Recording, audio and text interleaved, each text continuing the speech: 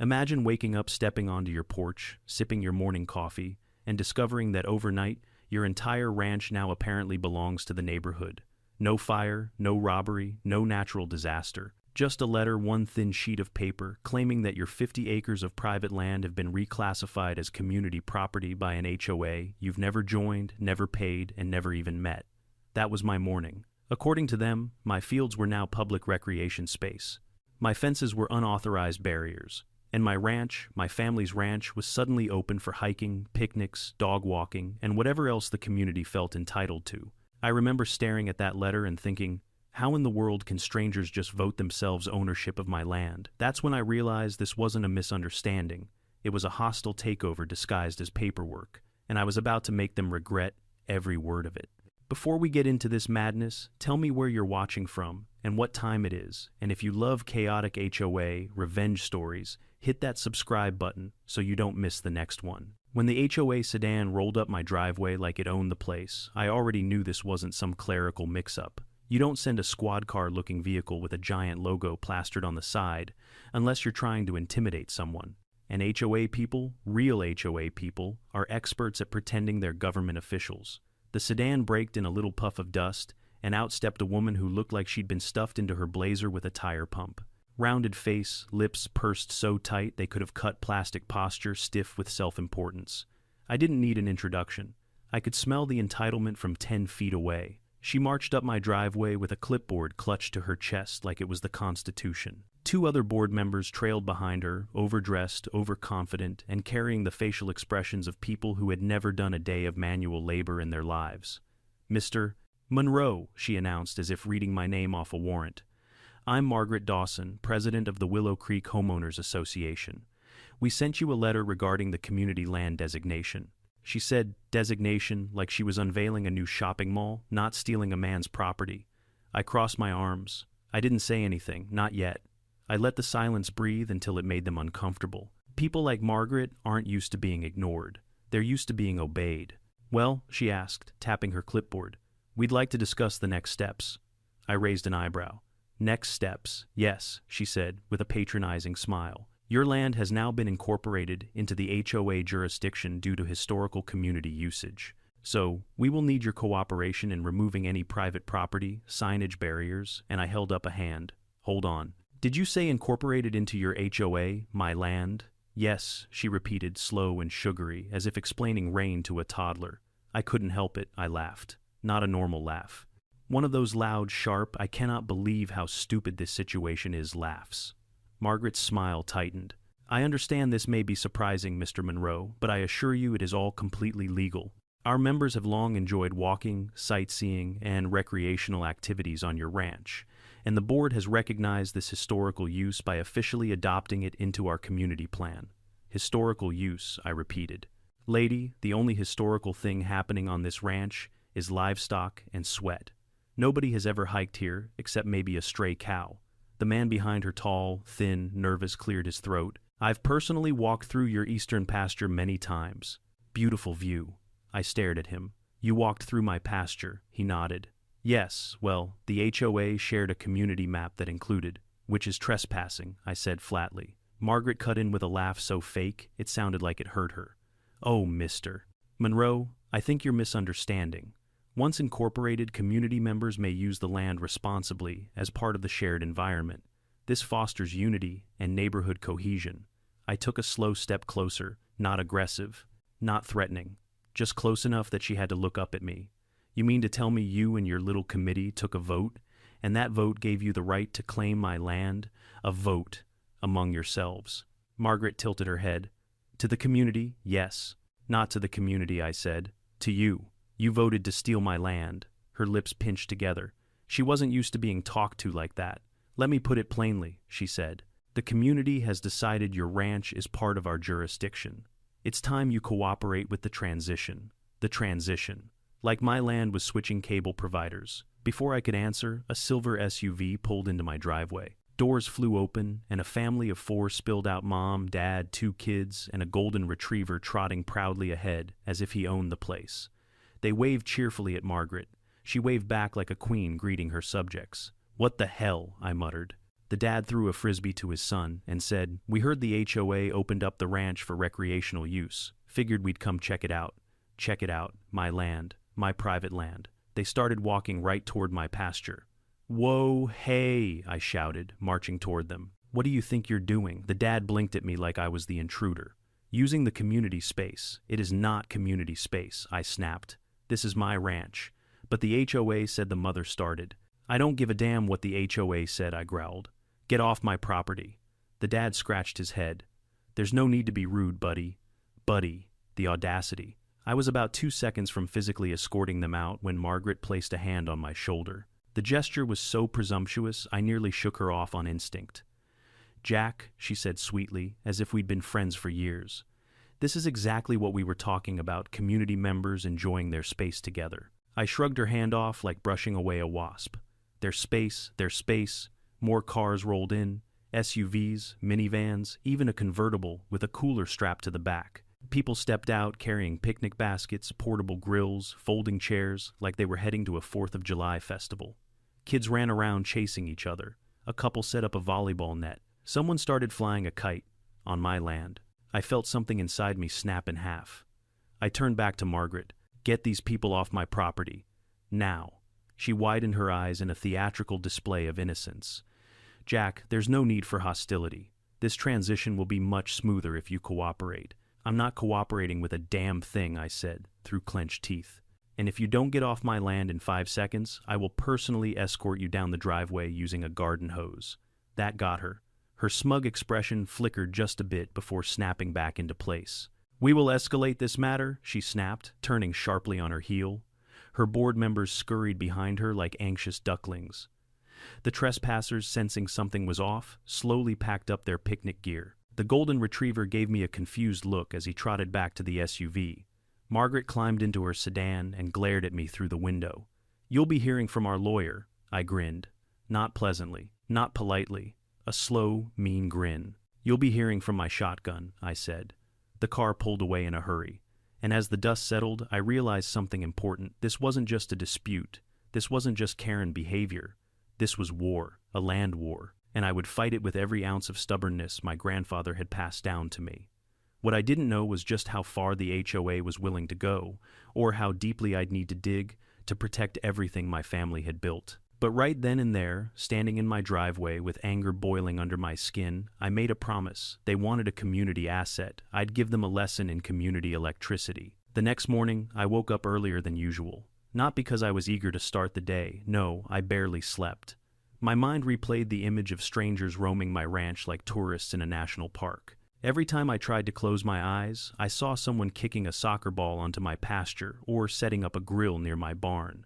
It was like my brain had developed PTSD from community potlucks. I stepped outside with a cup of black coffee and scanned the fields, half expecting a jogger to leap out from behind a hay bale. For a moment, everything looked peaceful, quiet. My land exactly the way it always was. Then I heard the crunch of tires on gravel. A minivan. A bright blue minivan. It rolled slowly down my driveway like it was pulling into a reserved parking space.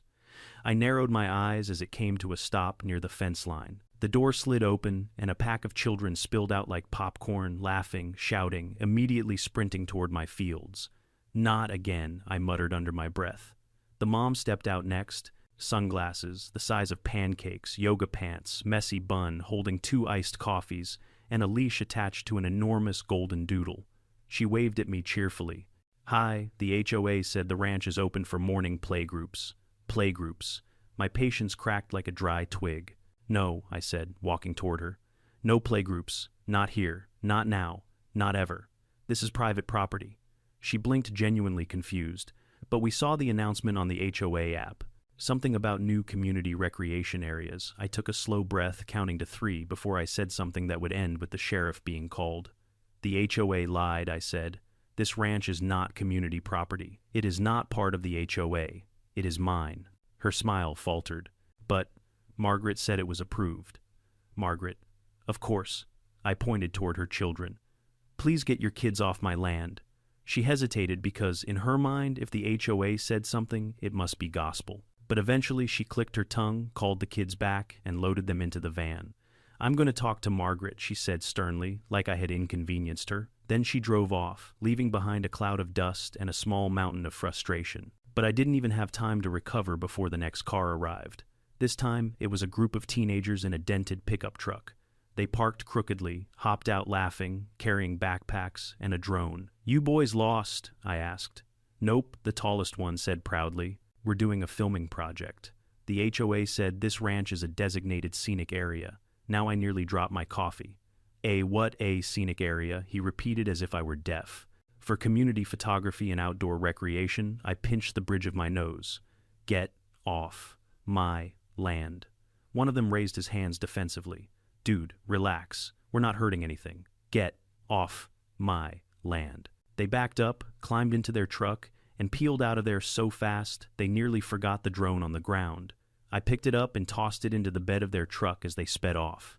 By mid-morning, I had turned away a yoga class, a dog-walking group, and a guy with a metal detector looking for relics. Apparently, Margaret had gone full dictator mode and posted a community-wide announcement claiming my ranch as the newest HOA feature. I didn't know whether to laugh or break something, but the final straw, the absolute final straw, happened around noon. I was fixing the latch on my barn door when I heard music. Loud music, like someone was hosting a barbecue. I turned the corner, and there he was, a heavy-set man in a tank top standing next to a smoker he had hauled onto my property. He flipped a rack of ribs with a pair of tongs and nodded at me casually. "Hey man," he said. "You want some?" HOA said, "This is a designated grill-friendly zone." I stared at him. A grill-friendly zone. Yeah. Margaret said it was part of the new park expansion.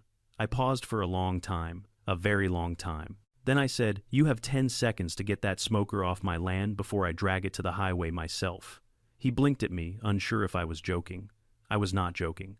He packed up quickly. By the time the afternoon sun dipped low, I felt like a full-time security guard patrolling a place that didn't even need guarding until yesterday. Every few minutes, another car slowed down the driveway before turning around once they saw me standing there, like a bouncer. I realized something crucial then. If I didn't put an end to this soon, they would never stop.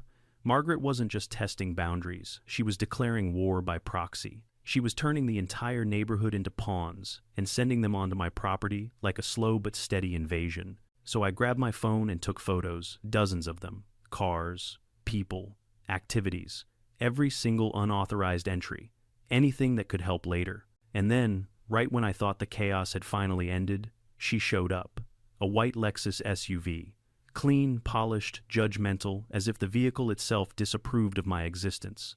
It parked right in front of me. The door opened, and out stepped the queen of chaos herself. Margaret Dawson, blazer, clipboard, sunglasses so dark they could block out morality itself. She walked toward me with that same superiority she always carried, as if gravity obeyed her differently than everyone else. "Mr. Monroe," she said dryly, "we've been hearing concerns about your behavior toward community members today." "My behavior?" I repeated, voice low. "My behavior, yes," she said, flipping a page on her clipboard. "Multiple residents reported hostility, unauthorized obstruction of community access, and aggressive conduct unbecoming of a cooperative neighbor." I stared at her, then I laughed. A slow, humorless laugh. "You send people onto my land, and then you accuse me of obstructing access?" She nodded, completely serious. "Yes, this is community land now." "No," I said. "This is my land, and you are trespassing." She sighed dramatically. "Jack, the board voted. I don't care about your board." "Well," she said, narrowing her eyes, "the community does. And we will continue moving forward with our integration plan, whether you approve or not." Integration plan. Like my ranch was being annexed by a foreign government. "So let me get this straight," I said. "You think you can just declare my land part of your HOA? We already have," she said smugly. "And you think I'm going to sit back and let strangers wander through my ranch like it's a petting zoo?" "Yes," she said simply. And that was it. The moment everything crystallized. The moment my anger turned into something sharper determination. I stepped closer, lowering my voice. "Margaret, listen carefully. This land is mine, not yours, not the HOA's, mine. And anyone who comes onto it without permission is trespassing." She smirked. Not for long. Then she turned and walked to her Lexus without another word, leaving tire tracks of arrogance behind her. I watched her drive away, fists tight at my sides, heart pounding with a mixture of fury and adrenaline. Something had to be done. No more warnings. No more polite conversations. They wanted to act like this land was theirs. Fine. I'd teach them what happens when someone tries to take what belongs to me. And the next move I planned? Well, let's just say it would change the entire neighborhood forever. I didn't waste a second after Margaret's Lexus disappeared down the driveway. I stormed inside my house and grabbed my phone like it was a weapon. If she wanted a war, then she'd damn well get one, and I knew exactly who to call. Curtis McGraw. Curtis wasn't just a lawyer. He was a legend.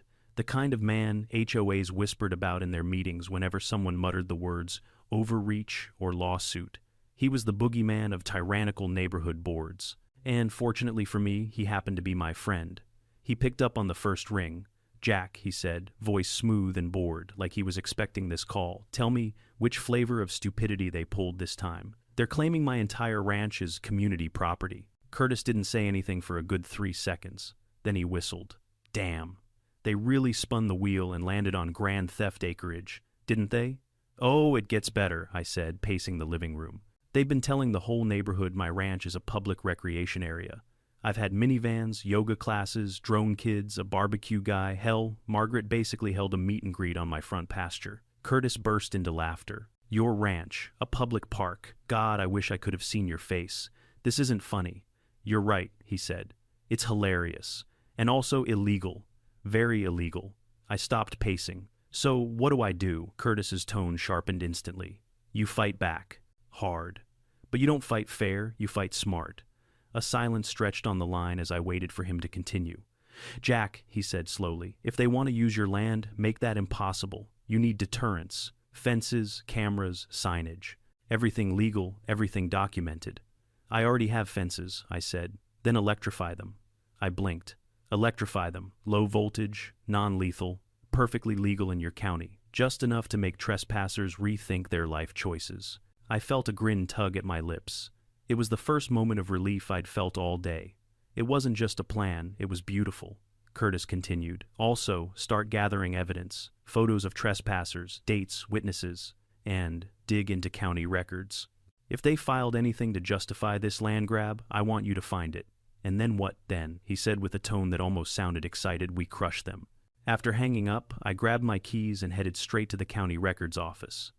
The place smelled like dust and old air conditioning, like every government building on Earth. I approached the counter, and the clerk, a bored young guy eating chips from a paper cup, barely looked up from his phone. "I need all property jurisdiction records for parcel 51B, I said, sliding him the parcel number. He sighed, dramatically typed, slowly, painfully, slowly, then disappeared into the back. 10 minutes later, he returned with a thick folder that looked older than both of us combined. I carried it to a table and flipped it open. There it was, every deed, every boundary, every zoning update, every signature from my grandfather to me. Everything proving the land had never been part of any HOA. But then I found something new, something out of place. A form filed 3 weeks ago. Annexation request for community integration, submitted by Margaret Dawson. My jaw clenched. She had filed the paperwork herself. No owner's signature, no vote from landowners, nothing legally binding. Just her signature and a list of fabricated historical community uses, like hiking, bird watching, nature, playgroups, all made up, all bogus.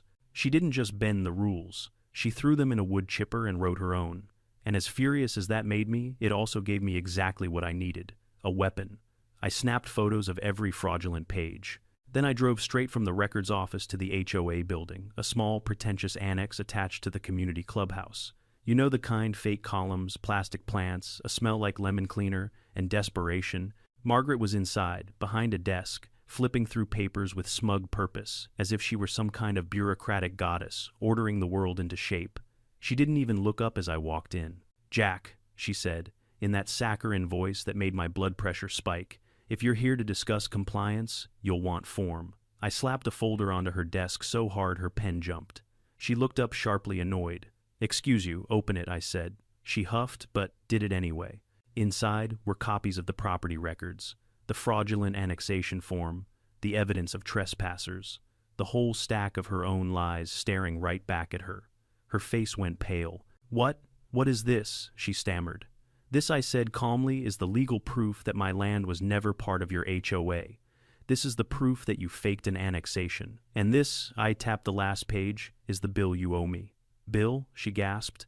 Yes. If you're claiming my property as part of your HOA, then that means my land has been under HOA jurisdiction for 20 years. And that means you owe me 20 years of unpaid HOA dues. I leaned in. The total is $212,000. Margaret's mouth hung open like a stunned fish. One of the male board members behind her nearly dropped his coffee. This is absurd, she whispered. No, I said, what's absurd is you thinking you could steal 50 acres of land with a clipboard and a fantasy map. Her hands trembled slightly. The board will never agree to this. Then I said you find a way to make them. I grabbed my folder and walked out before she could form a response. As I stepped outside, I felt something shift inside me, not just anger, but control. For the first time since this madness began, I felt like I had leverage, power, a weapon against their arrogance. But this war was far from won. That evening I sat on my porch, staring at the boundary lines of my ranch as the sun dipped low. The fields glowed golden quiet except for the breeze. My land, my grandfather's land. And I wasn't about to let anyone take it, not with lies, not with paperwork, not with an army of entitled neighbors. I grabbed a notebook and wrote the first line of my counterattack: install electric fence, full perimeter, low volt, legal, immediate. The second line, prepare for HOA retaliation. Because they would retaliate. People like Margaret didn't accept defeat. They regrouped, reloaded, and came back louder and dumber. But I was ready. Tomorrow, the real war would begin. The next morning, I woke up before sunrise with a kind of clarity I hadn't felt in years. It wasn't peaceful clarity. It was the clarity you get right before you charge into battle, when anger sharpens into purpose. I poured myself a cup of coffee and stepped outside onto my porch. The sky was pink and quiet, the kind of morning that normally made me pause and breathe. But that day, all I saw was a war zone. My fences vulnerable, my property lines under siege, my patience gone. Margaret wanted to play games. Fine, I'd play. But I'd play smarter, harder, and legally, Curtis had given me my first marching order deterrence. And once I get a mission, I don't drag my boots, I go full throttle. By 7 a.m., I was in my truck, headed for the hardware supplier 2 towns over. The one that sold serious equipment, not the soft suburban stuff the HOA crowd bought when they wanted to improve curb appeal. No, I needed the kind of gear used by ranchers, hunters, and people who actually understand the dangers of the real world. The moment I walked in, the owner, a bearded guy named Cliff, raised an eyebrow. Jack, everything all right? Nope, I said. I'm getting invaded by yoga moms, picnickers, and a golden doodle uprising. Cliff burst out laughing. Sounds like you've got HOA trouble. Worse, I said. I've got a Karen. His face instantly shifted from amusement to dead seriousness. Say no more. What do you need? Cameras, fencing, motion lights, sensors, trip alarms, all of the above. Everything I said. Especially the kind of fencing that says, turn back before you see Jesus. Cliff grinned. I've got just the thing. He led me to the back where the premium equipment was kept, the stuff locked up behind wire cages. He pulled out spools of industrial-grade electric fence wire, solar-powered controllers, grounding rods, high-voltage warning signs, motion-triggered LED floodlights, and a security camera system with more coverage than a game casino. This setup, Cliff said proudly, is non-lethal but unforgettable. Anyone who touches that fence is going to leap back like they saw the ghost of their last bad decision. Perfect, I said. Load it up. As he stacked the gear in my truck, 2 older ranchers wandered over curious. You finally electrifying that perimeter, one asked. Not by choice, I said. The HOA decided my land belongs to them. They both froze. You're kidding? The shorter one said. Nope.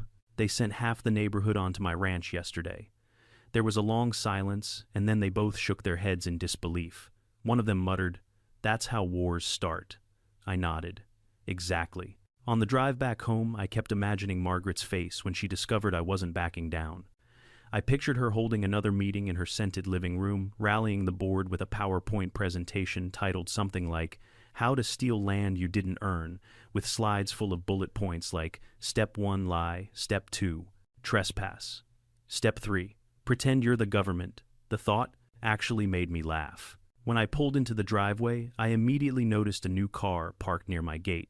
Not a visitor, not a local. It was a sleek black sedan with tinted windows, the kind pretentious people drive when they want to look important. My stomach tightened. As I got out, the driver door opened, and out stepped a man wearing a suit so stiff he looked like he'd ironed it while wearing it. He held a leather portfolio and had the aura of someone who spent more time in conference rooms than sunlight. "Mr. Monroe," he asked. "Who's asking?" He cleared his throat. "I'm Jonathan Burke, legal counsel for the Willow Creek HOA. "Oh, wonderful. Margaret must have pressed the panic button last night. "What do you want?" I asked. He adjusted his glasses. "I'm here to present the HOA's formal position regarding the land integration process." I stared at him. "Integration? You mean theft?" "The HOA does not agree with that characterization," he said stiffly. "Yeah, well, the law will." He opened the portfolio and slid a paper toward me. "This is an official cease and desist notice. You are to remove the obstructive fencing and refrain from interference as the community transitions into shared use of the property." I didn't laugh out loud, but I came close. "You're kidding." "No. And failure to comply could result in legal action." I leaned in, lowering my voice. "Let me make something real clear. This land is mine. My grandfather built it. I maintain it. I pay the taxes. And your HOA's delusion doesn't change a damn thing." He swallowed. "Mr. Monroe, the board believes the annexation is valid." "I don't care what they believe," I said. "Belief isn't law. Facts are law. Property records are law. And you don't have any of them on your side." He hesitated. I could see it now. He didn't fully believe in Margaret's crusade. He was just hired to look official. "Look," I said calmly, "I'm going to handle this the right way. Why don't you go tell Margaret that instead of stealing land, she should invest in hobbies?" He blinked. "Such as knitting, bird-watching, therapy, anything but leadership." He pressed his lips together. I could tell he wanted to smile, but resisted. "I'll relay your message." "Good," I said. "Oh, and Jonathan, yes, next time you step onto my property without permission, bring hiking boots and a signed waiver. You're going to need both." He promptly got back in his car and left. I wasted no time. I unloaded every box, every spool of electric wire, every metal post. I dragged tools across the dirt, hammered stakes into the ground, and set up solar panels. Every hit of the sledgehammer was therapy. Every metal clang felt like reclaiming my land inch by inch. By midday, the first perimeter was complete, the second by evening, and by sundown I had installed enough voltage to make a raccoon reconsider its life choices. I stood back, sweating, covered in dirt, and grinning like a man who had just built a fortress. Then I flipped the switch. The entire fence hummed to life, a low, steady buzz like the ranch was waking up angry. It felt good, too good. I wasn't done, not by a long shot. I mounted cameras on old fence posts, installed motion trigger lights, set up alarms. My ranch now had better security than half the government offices in the state. That night, while reviewing the camera feeds on my laptop, I felt something I hadn't felt in days: control. For the first time since this HOA nightmare started, I wasn't reacting. I was preparing, building, defending. Margaret thought she could outvote me, outmaneuver me, turn my property into her playground. She had no idea what was coming next. But she'd learn soon enough, because this was no longer just about fences or trespassers. This was about something bigger, something Margaret underestimated. A man defending his land, a man with a plan, a man with voltage, and I was just getting started. The next morning, I woke up to the sound of my phone vibrating non-stop on the nightstand. At first, I thought it was a spam call, maybe some robot voice telling me I'd won a free cruise. But when I glanced at the screen, I saw over a dozen notifications from my security cameras. Motion alert, motion alert, motion alert. Something or someone was circling my property. I threw on jeans, boots, and a jacket, then hurried outside. The sun had barely crept over the horizon, but my entire fence line was alive with activity. Blue minivans, silver sedans, a pack of SUVs, all idling right outside the boundary like a confused parade. And at the front of this circus stood Margaret Dawson, clipboard in hand, mouth tight, and flanked by two board members who looked like they'd rather be anywhere else. I walked toward the fence, hands stuffed in my pockets, posture calm but coiled. The closer I got, the louder the murmurs became. People were gathered behind Margaret, whispering, anxious, curious, like they were lining up for a show. Margaret stepped forward, clearing her throat dramatically. "Mr. Monroe," she called out, "we need to discuss a serious violation." I cocked my head. "Which one?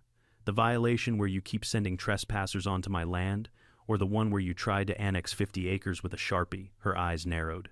"This fence," she jabbed a finger toward the electric wiring, "is a danger to the community. It's only dangerous to thieves," I said, "which means it's basically a service."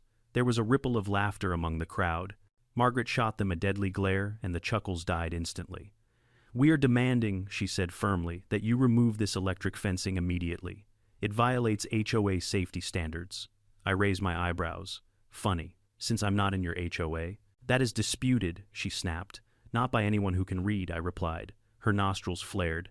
"Jack, this fence poses a risk." "No, Margaret," I cut her off. "What poses a risk is you telling the entire neighborhood that my land is a public amusement park." She stiffened lips pressed together. "The board believes—" "The board," I said, "is about to owe me $200,000. Her expression faltered just for a second, but enough that everyone saw it. A murmur spread through the crowd. "What is he talking about? 200,000? Wait, is this serious?" Margaret's face reddened. "Ignore him," she said sharply. "He's making claims that have no legal basis. I have the paperwork," I announced, lifting the folder slightly. "And anyone here is welcome to see the proof that your beloved HOA president forged an annexation request." Now the murmurs grew louder. People exchanged worried glances. A woman in a floral cardigan whispered. She did what Margaret clutched her clipboard like it was a life raft. "Jack, stop spreading misinformation. We will handle this through legal." "Already did," I said calmly. "You sent me a cease and desist." "My lawyer sent you a counterclaim demanding full back dues, plus insurance, plus land maintenance costs, plus tax contributions. If you want this land so badly, you're going to pay for every inch of it." One of the board members swallowed hard. "Margaret, did you know about this?"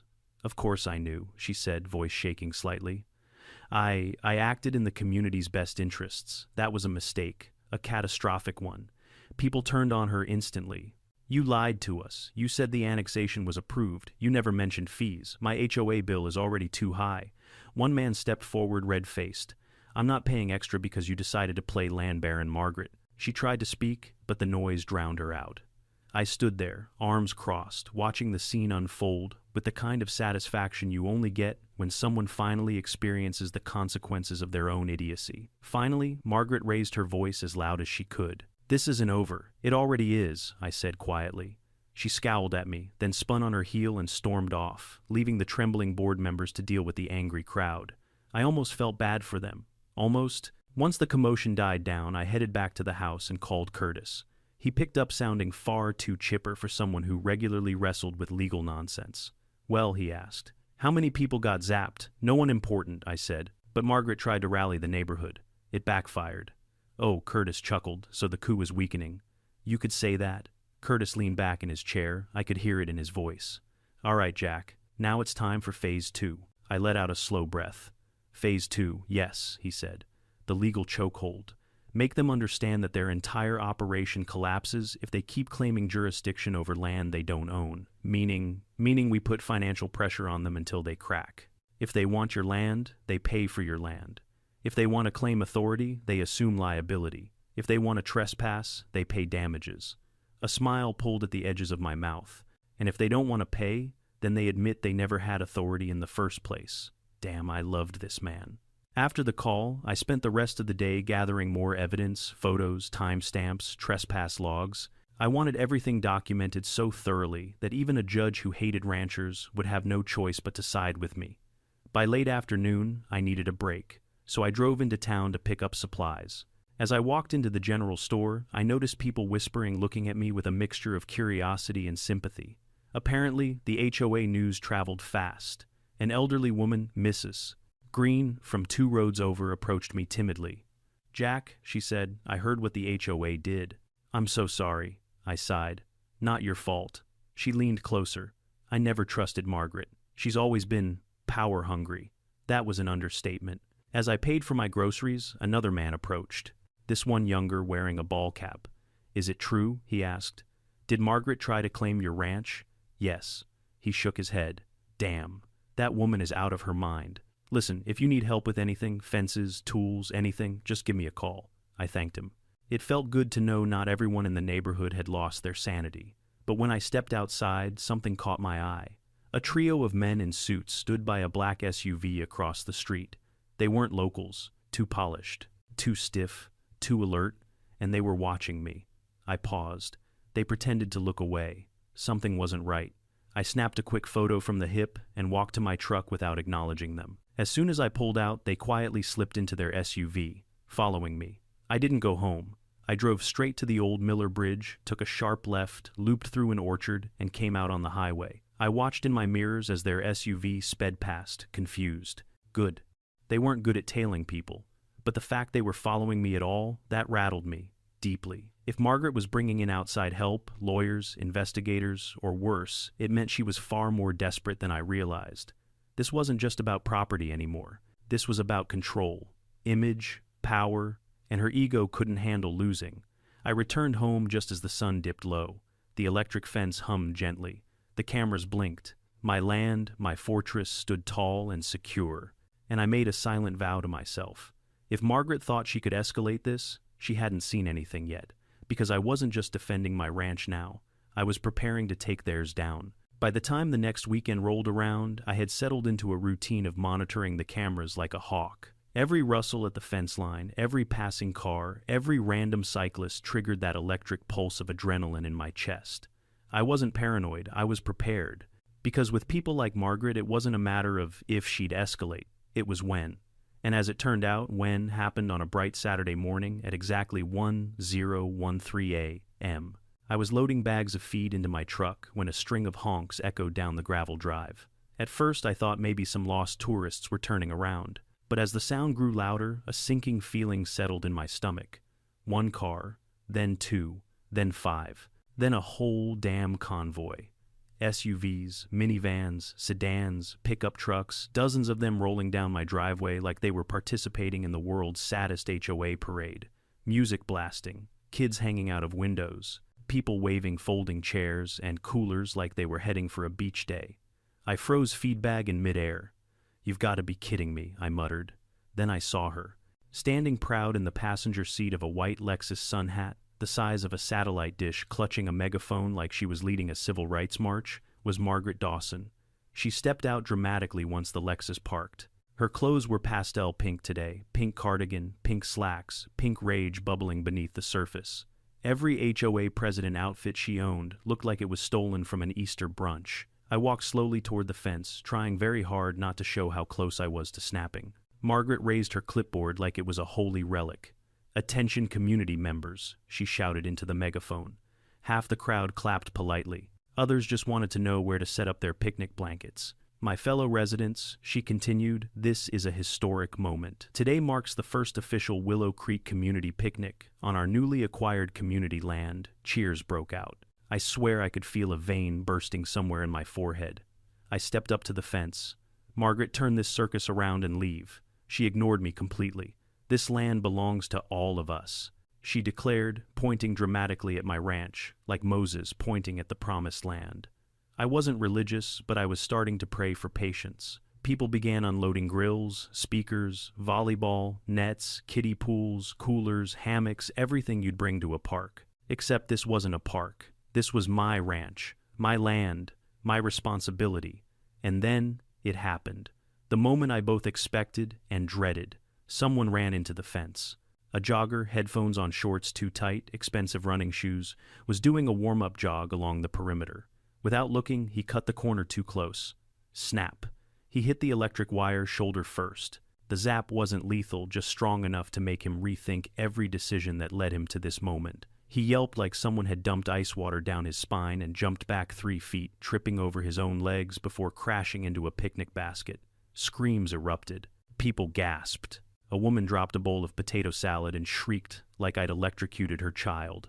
Margaret froze mid-sentence, microphone squealing. I swear, I tried, really tried not to smile, but one corner of my mouth twitched upward on its own. There was nothing I could do to stop it. The jogger scrambled to his feet, hair standing on end like a cartoon character. What was that? I leaned against the fence casually. That was a legally installed, county-approved, non-lethal electric deterrent. Warning signs are posted every 20 feet. He gaped at me. You electrocuted me." "No, I corrected you. Electrocuted yourself by touching a fence that belongs to someone else." A group of kids chasing a soccer ball stopped mid-run as they reached the fence. The ball bounced toward it. Zap! It hit. The wire sparked lightly and shot backward like it had been launched from a slingshot. The kids screamed and ran to their parents, who immediately began shouting at Margaret. "What kind of picnic is this? You said the fence was temporary. You said it wouldn't be dangerous." Margaret's face went from pink to beet red. "Everyone please remain calm," she said into the megaphone, her voice cracking. "This is just a minor setback. Minor setback." Someone's hot dog flew into the air when their portable grill tipped over in the chaos. A frisbee whizzed past Margaret's head. A folding chair collapsed under a man who had clearly underestimated its weight capacity. It was carnage, and it was beautiful. Finally, Margaret marched toward me fuming. "Turn it off," she demanded. "No," I said, sipping my coffee. "I warned you. This is illegal," she shrieked. "Already checked," I said. "Perfectly within county code. As long as it's non-lethal, clearly marked and installed on private property." "This is not private," I cut her off with a raised hand. "Margaret, if you say community property one more time, I'm going to ask my lawyer to calculate late fees for the past 20 years. She opened her mouth, then closed it again. Behind her, more chaos erupted. Someone tried to retrieve a kite that had drifted too close to the fence. He poked it with a metal camping fork. Zap! The fork flew from his hand like a missile. He screamed. Someone else screamed. Even the dog barked. Margaret looked around at her crumbling army of picnic soldiers. The perfect HOA image she tried so hard to build was falling apart like a stale cookie. "This," she hissed quietly, "isn't over." "Oh," I said with a grin, "it's just beginning." She stormed away, but not before tripping on a cooler someone had left on the ground. The megaphone let out a loud honk as she fell, which sent everyone scrambling again. She picked herself up, hair wild, composure shattered. The picnic disbanded faster than a fire drill. Cars revved, kids cried, grills were dragged half-assembled toward trunks. Within 10 minutes, the entire crowd had fled my driveway, leaving behind tire marks, a broken sandal, 2 juice boxes, and 1 mangled kite. When the last car disappeared, I let out a long breath. I should have felt tired, drained, angry. But instead I felt something else. Justice. Sweet, legal, electrified justice. I went back to the house and pulled up the camera footage. Every moment had been captured in perfect high-definition glory.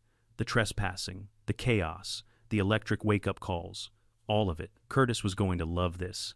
But while the picnic fiasco was a clear win for me, something deep down told me Margaret wouldn't accept defeat so easily. She wasn't the type.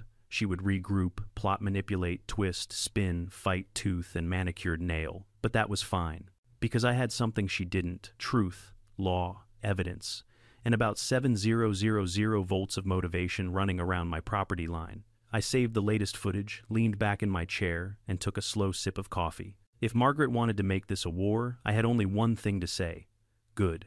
I liked wars. I could win. Monday morning arrived with a strange kind of quiet, the kind that didn't feel peaceful, just wrong. The kind that made you feel like something was hiding behind the next corner waiting to pounce. I knew Margaret wasn't done. No way. A woman like her didn't lose gracefully. She didn't lick her wounds and stay home. She regrouped, plotted, and returned with a vengeance. And she did exactly that. At around 9:30 a.m., I heard the familiar rumble of an engine coming up the driveway. Not a minivan, not a jogger, not some confused picnic enthusiast. It was a white sedan with government plates, or at least plates meant to look government. I stepped onto the porch as it stopped. The door opened, and out stepped 2 men in matching suits, stiff posture, hair perfectly parted, faces devoid of humor. They looked like someone had printed the phrase, "official business," onto 2 humans. One flashed a badge so fast I couldn't even read it. "Mr. Monroe," the first one said. "We're here on behalf of the Willow Creek Homeowners Association." I crossed my arms. "You know, flashing fake badges is a crime, right?" His jaw twitched. "These are HOA identification badges," I laughed. "You mean cosplay badges?" He cleared his throat aggressively. "We're investigating multiple complaints filed over the weekend regarding hazardous property modifications." I blinked. "You mean my legal electric fence?" "Yes," he said. "The fence that several residents reported as harmful." "I didn't harm the residents," I said. "The fence did, because they touched it, which means they trespassed. Case closed." He ignored my logic entirely. "We need to inspect the property to verify compliance with community standards." "No," I said. He stiffened. "As representatives of the HOA, you're on private land," I cut him off. "And unless you came with a warrant or a plate of fresh cookies, you can turn right around and get back in your clown car." The second man, who had been quietly observing, stepped forward with a small tablet. "Sir, refusing an HOA compliance inspection may result in further escalation." I leaned in. "You know what else results in escalation? Trespassing." They looked at each other. I could tell neither was prepared for the possibility that someone might just tell them no. HOA people were used to power, fake power, but power nonetheless, and they expected everyone else to bow to it. "Gentlemen," I said, "I'll make this easy. You see that fence, the one humming with electricity? Touch it. Go ahead. If you survive, you can inspect anything you want." They took a synchronized step backward. "No further questions," the first man said stiffly. "We will report your non-cooperation." "And I'll report your attempted trespass," I replied. "Have a nice day." They retreated faster than deer during hunting season. I watched their car roll back down the driveway, then disappearing into the curve of the road. But something about the encounter gnawed at me. Those suits weren't hired goons or annoying board members. They were outsiders brought in by Margaret. She was escalating, and she wasn't hiding it anymore. I returned to the house, grabbed a protein bar, and pulled up the security feeds. The men in suits had lingered at the end of my property, talking to a group of homeowners who had gathered like they were watching some sort of live drama series. Then came the moment I was expecting, but still dreaded. At around 1 p.m., a familiar ping sounded on my phone, a notification from the county clerk's office. I opened the email, and my stomach dropped. The HOA had filed a formal complaint, not against me, against the county. It was a 3-page document claiming that the county had failed to enforce community development integration standards by refusing to recognize the HOA's rightful jurisdiction over my ranch. The wording was so dramatic it could have been a movie script. They alleged that I was obstructing legal community access, I was creating dangerous conditions, I was violating unity directives. The HOA had been granted implied territorial rights. Implied territorial rights. What were they? The British Empire? I scrolled through the rest of the complaint. Every sentence was worse than the last. Margaret wasn't just doubling down. She was trying to rewrite reality itself. I immediately called Curtis. He picked up mid-laugh. "Let me guess. The HOA declaration of war arrived. You read it already." "Oh yeah," he said. "They CC'd my office." My assistant read it and burst out laughing. She said, and I quote, "This reads like Margaret dictating it while drinking boxed wine." I exhaled sharply. "So what do? We fight back harder," he said. "And Jack, I think it's time for the nuclear option." I straightened. "Nuclear option, yes. We're going to make the financial consequences of their stupidity so catastrophic that the homeowners will revolt before Margaret can say the word jurisdiction." I grinned slowly. "I'm listening." Curtis explained everything in meticulous detail. We would file a counterclaim stating that if the HOA insisted my ranch was part of their territory, then they were responsible for 20 years of unpaid HOA dues. My bill alone was over $200K, 20 years of unpaid land, maintenance fees, liability, insurance for every incident on my Y, property, fence repair, road upkeep, back taxes, and projected annual assessments. Total cost, over $500,000. I nearly dropped the phone. "Curtis," I said, "they can't pay that." "Exactly," he replied. "That's why this is the nuclear option. The homeowners will tear Margaret apart the moment they see those numbers." "What do I do in the meantime?" I asked. "Sit back," he said, "and let Margaret hang herself." I ended the call feeling lighter than I had in weeks, not because the fight was over, it wasn't, but because now I had a strategy, a plan, a way forward. And the moment I stepped outside to get some air, the perfect opportunity fell right into my lap. A group of homeowners, about 15 of them, stood at the edge of my property. They weren't trespassing this time, they were waiting for me. Some held copies of the county complaint, others had their HOA fee statements. One of them, a middle-aged man with a stressed-out look, stepped forward. "Jack," he said nervously, "is this true? If the HOA takes your land, we're responsible for all these costs." I nodded. Every word. A wave of panic rippled through the group. "But Margaret said it wouldn't cost anything. She told us it would be good for the neighborhood. I can't afford. Higher dues, my mortgage already went up." A woman with thick glasses stepped closer. "Jack, what do you want us to do?" I looked at them. These tired, frustrated neighbors who had been dragged into a war none of them asked for, and I finally said the truth. "Hold your president accountable." They exchanged looks, angry, exhausted, fed up, and I knew it had begun, the rebellion. They weren't angry at me anymore. They weren't blind, they weren't fooled, they were turning, and Margaret had no idea how badly things were about to fall apart. Later that evening, as the sun dipped low and cast a fiery orange glow across my ranch, I sat back on my porch and watched the electric fence hum quietly. It wasn't just a barrier anymore, it was a symbol, a line Margaret had tried and failed to cross, and she was about to pay for it. I didn't have to wait long for the rebellion to erupt. The next 48 hours were some of the most chaotic, absurd, and honestly entertaining hours I'd ever witnessed in this community. You could feel the tension spreading through the neighborhood like wildfire. Whispered conversations at mailboxes, homeowners pacing their driveways with paperwork in hand, angry texts flying through group chats like bullets. Margaret had lost control. She just didn't know it yet. Late Tuesday afternoon, I received a message from a neighbor I barely knew, a quiet guy named Derek, who usually kept to himself. The text was short: HOA emergency meeting tonight. You should be there. Trust me. I didn't respond. I simply grabbed my jacket, made sure my cameras were armed, and drove toward the community clubhouse. As I approached, I saw a line of cars filling up every curb within 3 blocks.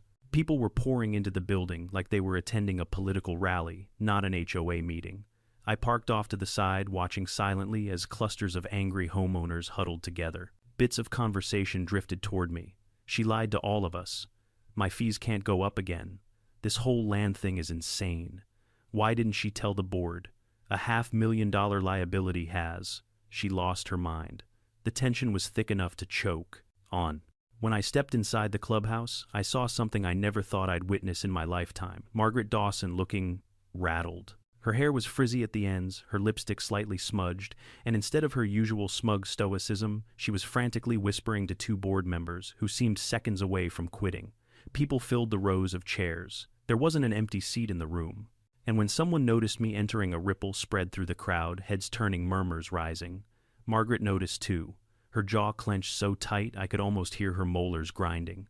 "Mr. Monroe," she said sharply, "this meeting is for HOA members only." I smiled, walking up the aisle without hesitation. "Good thing you illegally forced my property into your HOA," I said loudly. "Means I'm a member now." The room erupted in gasps and murmurs. Margaret went pale. She hadn't thought that far ahead.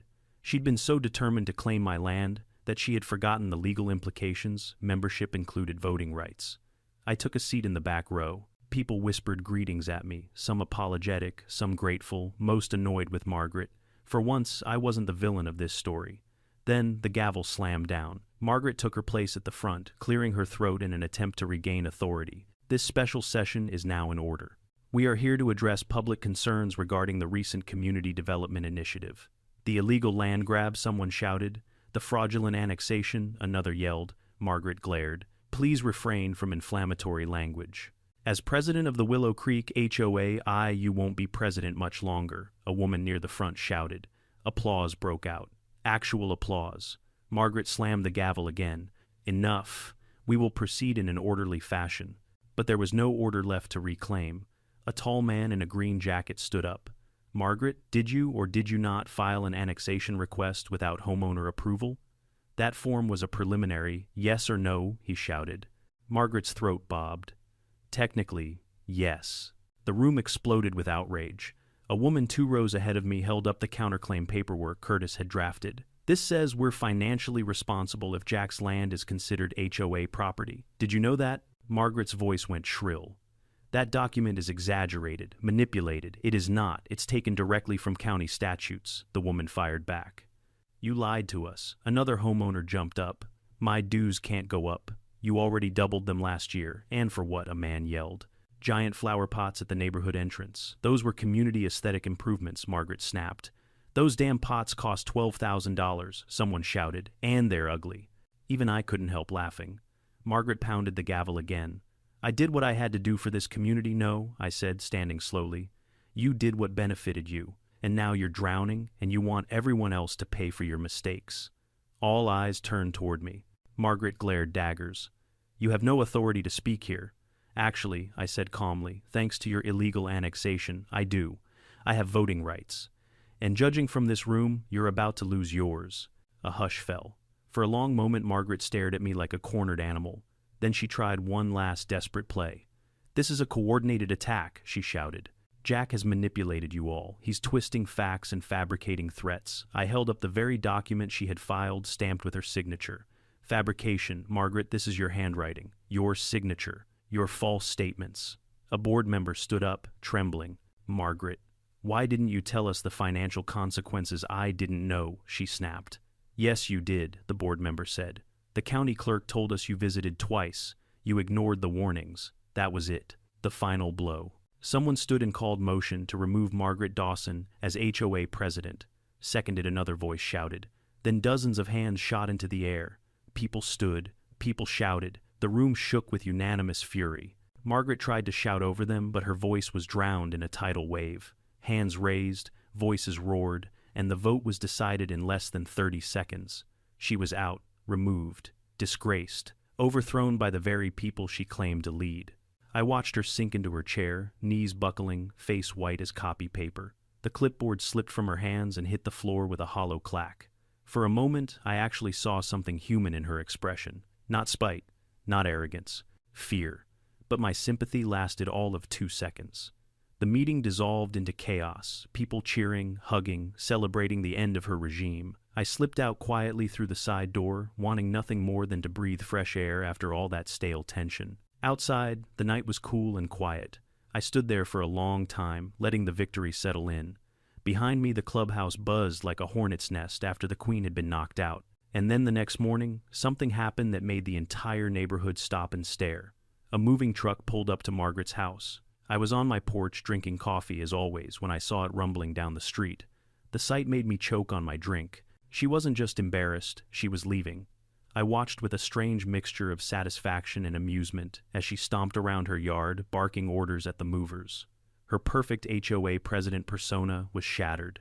She looked tired, disgruntled, defeated. Finally defeated. I should have felt bad, but all I felt was relief, and maybe a little victory dance happening internally. When the truck finally drove off, I raised my coffee mug in a silent cheer. One chapter of this war had ended, but I had the feeling the next chapter was going to be even bigger. The day after Margaret's moving truck disappeared over the hill, an almost eerie calm settled over the neighborhood. Birds chirped, lawnmowers hummed in the distance. For the first time in weeks, not a single car slowed down in front of my ranch. No gawking neighbors, no entitled joggers, no yoga moms with iced coffees and golden doodles. Just peace. But the thing about peace is that it rarely lasts. Around noon, I heard footsteps on my porch. Not frantic, not angry, just hesitant. I opened the door and found 3 HOA board members standing there like they were about to ask for forgiveness after a bad breakup. In front was Derek, the quiet neighbor who'd texted me about the emergency meeting. He held a folder awkwardly in both hands. "Jack," he said, clearing his throat, we need to talk." I leaned against the doorframe.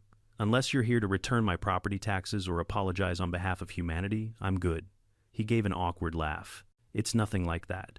Actually, it's about leadership." I blinked. Leadership. The woman beside him, maybe mid-50 with glasses and a permanently stressed expression, stepped forward. "The HOA needs a new president."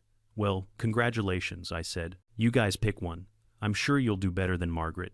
A brick could do better than Margaret." They didn't laugh. In fact, they looked even more nervous. Derek scratched his head. "Jack, we want you to be the new president." I stared at them. "Me? Yes," he said. "You're the only one strong enough to stand up to people like Margaret, and everyone respects you after what happened."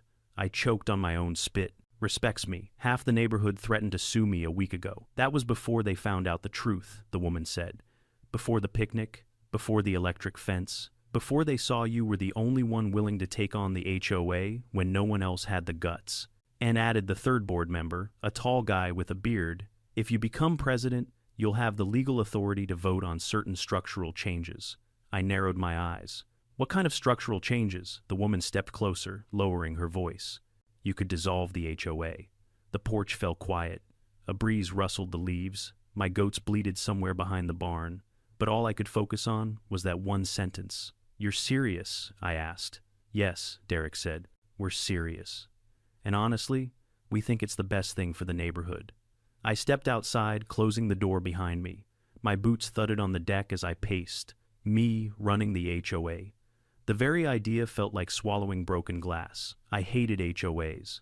Every fiber of my being rejected the concept, but dissolving one, ending it forever, making sure no one, no Margaret, no copycat, no future Karen, could ever pull this stunt again. Now that was tempting. I turned back toward them. "If I say yes, how long until we can vote?" "Within a week," the bearded guy said. "Maybe sooner." "And if I say no," the woman sighed. then someone else becomes president, and there's no guarantee what direction they'll take. I knew what that meant. They were scared. Scared another power-hungry opportunist would rise. Scared someone like Margaret, too, would slide into the chair and take the reins. I put my hands on my hips and took a deep breath. "Fine," I said. "I'll do it." Their faces lit up like children on Christmas morning. But I said firmly, once I'm elected, the first thing I'm doing is burning every one of your stupid rule books.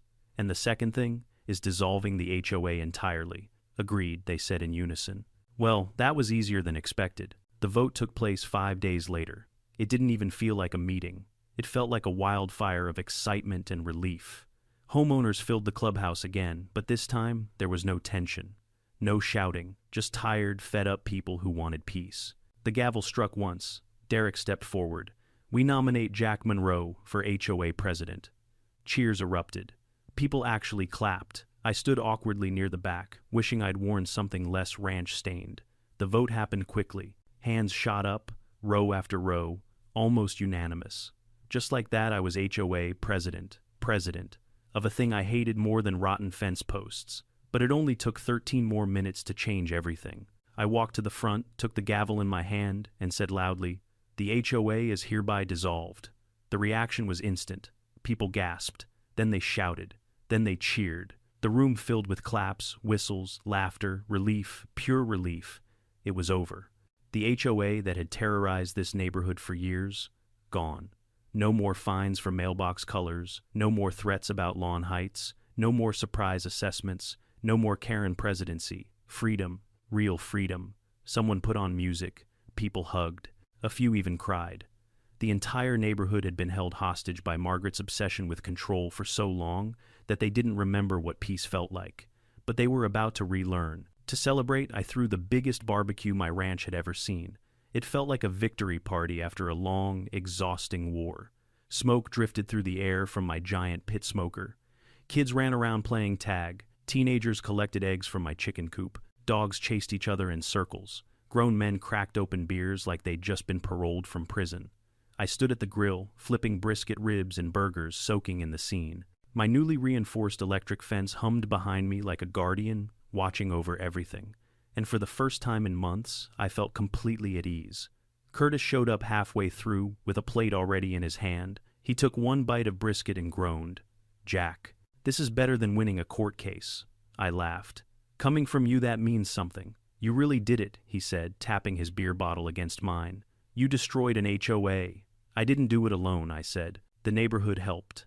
Curtis shrugged. "Still, not every day someone turns a land grab into a liberation movement." We ate, drank, and watched the sunset dip behind the ridgeline. And as the sky turned gold, then orange, then crimson, I felt something deep inside settle the certainty that my land, my ranch, my freedom, they were all safe again. No HOA, no faked paperwork, no more invasions. Just me, my ranch, my peace, and no one, no Karen, no board, no clipboard warrior would ever take that from me again. When everything finally quieted down and the last of the barbecue crowd drifted home, I sat alone on my porch watching the stars settle into the night sky. And it hit me how close I'd come to losing everything. Not because someone broke in, not because of a natural disaster, but because of paperwork. Because someone with too much power and too little accountability decided my home was hers to claim. The truth is, sometimes the battles we fight aren't physical. Sometimes they're about standing up against people who think entitlement is the same as authority. And if you don't push back hard, they'll take more than you ever expected. So here's my message to you. Know your rights, protect what's yours, and never let anyone bully you out of your own life. Tell me in the comments, have you ever dealt with someone trying to overstep their boundaries? And if you enjoyed this wild ride, make sure you subscribe for more unbelievable HOA stories.